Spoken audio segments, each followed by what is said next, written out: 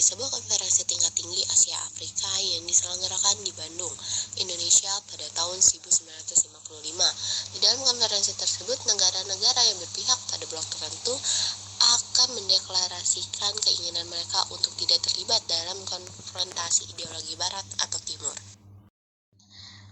Organisasi ini berdiri saat penyelenggaraan konferensi tingkat tinggi atau KTT di kota Beograd, Yugoslavia pada tanggal 1 September 1961.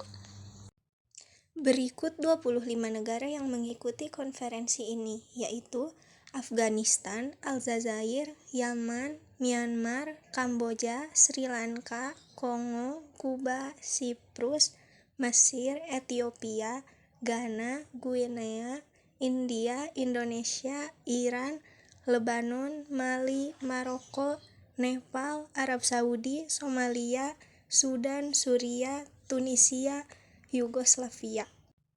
Sementara 3 kepala pemerintahan yang hadir sebagai peninjau yaitu dari negara Bolivia, Brasil, dan Ekuador.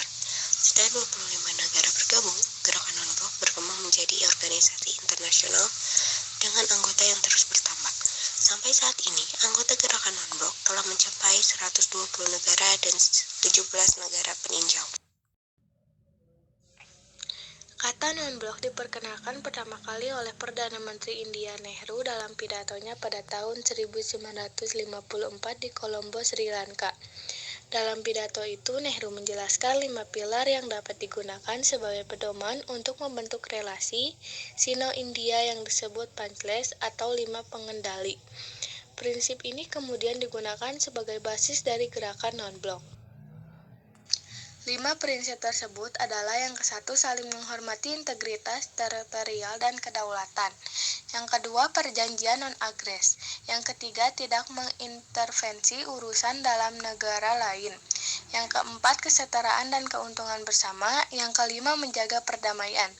Pendirian GNB terjadi saat diselenggarakannya Konferensi Asia Afrika atau KA di Bandung pada tahun 1955.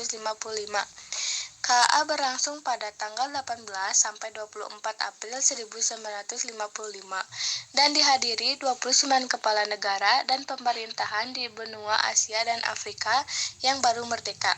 KA ditunjuk untuk mengidentifikasi dan mendalami masalah dunia saat itu, serta merumuskan kebijakan bersama di antara negara baru tersebut dalam dunia internasional.